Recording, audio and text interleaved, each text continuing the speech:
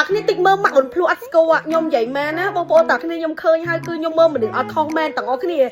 គឺខ្ញុំឲ្យបងអូនស្រីម៉ាក់អូនភ្លូ3នាក់ដែលខ្ញុំចោះទៅជួបគាត់លើកមុននេះឥឡូវនេះខ្ញុំបានផ្ដល់ការងារជូនគាត់ឲ្យបងប្អូនតាគ្នាហើយសំខាន់ឥឡូវនេះគឺគេចេះលេង TikTok បងប្អូនតាគ្នាខ្ញុំប្រិនគាត់ចេះលេង TikTok និយាយទៅខ្ញុំមើលមនុស្សអត់ខុសឲ្យទាំងអស់គ្នាតិចទៀតខ្ញុំនឹងកែប្រែម៉ាក់អូនភ្លូឲ្យទៅជាស្រីស្អាតឲ្យស្អាតដូចបងប្អូនតាគ្នាសុំមិនមែនគ្រាន់តែដាក់ការងារគាត់ទៅតែមួយយ៉ាងទេណាបងប្អូនដូចខ្ញុំជំរាបចឹងគឺខ្ញុំមាននិស្ស័យជាមួយនឹងគាត់ហើយគាត់អត់ចេះលេង TikTok អីទាំងអស់ឥឡូវគឺខ្ញុំប្រិនគាត់ថតវីដេអូថតអីផលផលិតផលដែលខ្ញុំឲ្យគាត់បានកាន់លេខ្លួនជាមួយនឹងឈុតមួយជាមួយនឹង collagen ចឹងទាំងអស់គ្នា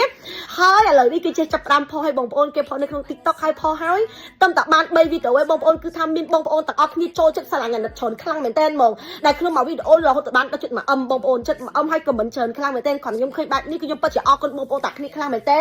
អរគុណដែលបងប្អូនតាគ្នាបើកចិត្តស្រឡាញ់ជាមួយនឹងម៉ាក់អូនភ្លួហើយសម្រាប់ខ្ញុំតោខ្ញុំយកគាត់មកបដិបដាបងប្អូនតាគ្នាមិនមែនឲ្យតែការងារគាត់ធ្វើមិនមែនឲ្យតែប្រាក់ខែគាត់ប្រចាំថ្ងៃទេគឺខ្ញុំឲ្យតាំងសម្លៀកបំពាក់ទិញកៅអៅទិញអីឲ្យគាត់ប្រើនិយាយទៅស្រឡាញ់ដូចប្អូនអញ្ចឹងទាំងអស់គ្នាដូចខ្ញុំនិយាយអញ្ចឹងមនុស្សខ្ញុំជួយឲ្យគឺខ្ញុំជួយឲ្យដល់គោលដៅហ្មងអញ្ចឹងសម្រាប់ឥឡូវនេះគឺម៉ាក់អូនភ្លួខ្ញុំឲ្យគាត់កាន់អាវ៉ាន់របស់ខ្ញុំគ្រប់ប្រដាប់ពីក្បាលដល់ចុងជើងហ្មងទាំងអស់គ្នាហើយខ្ញុំយកគាត់មកបដិទៅជាដុំពេជ្រហ្មងបងប្អូនតាគ្នាកុំភ្លេចតាមដានទាំងអស់គ្នាផងណាព្រោះដោយសារឥឡូវនេះខ្ញុំឲ្យគាត់ប្រើលេលាបខ្លួនហើយជាមួយនឹង collagen ហើយជាមួយនឹងលេលាបមុខបងប្អូនតាគ្នាឃើញទេនៅគូសិនអាវ៉ាន់ពីមុខទៀតបងប្អូនតាគ្នាដែលតែគាត់ពេលដែលខ្ញុំទៅហ្នឹងគឺខ្ញុំអត់បានយកអាវ៉ាន់ទៅអស់ហ៎តែឥឡូវនេះគឺថាគឺគេចាប់ផ្ដើមប្រើគឺគេចាប់ផ្ដើមថតនិយាយទៅគឺស្អាតខ្លាំងមែនតើហ្មងណាសំខាន់បងប្អូនមើលនេះខ្ញុំនិយាយមែនណាពេលដែលខ្ញុំទៅឃើញពេលដែលខ្ញុំឃើញគាត់នឹងស្រុកហ្នឹងគឺស្អាតតែគាត់អត់ធ្វើខ្លួនដល់ទៅពេលគាត់ធ្វើខ្លួនធ្វើអីចេះទៅអូយខ្ញុំនិយាយមែនណាសៃក្រេអត់ដូរអានេះគាត់អត់តធ្វើខ្លួនខ្លាំងផងតើជំរឿពេលដែលមកជួបខ្ញុំនៅពេញបងខ្ញុំយកគាត់ទៅទិញកៅអៅហើយខ្ញុំធ្វើខ្លួនគាត់ឲ្យស្អាតឲ្យផ្លាច់ភ្នែកឲ្យបងប្អូនតាគ្នាមើលហ្មងនេះបងប្អូនឃើញទេ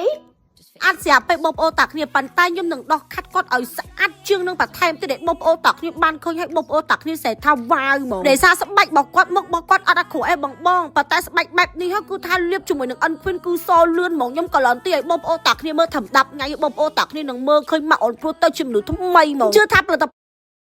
ផលរបស់ខ្ញុំឲ្យតែបងប្អូនតាគ្នាដាក់ចិត្តនឹង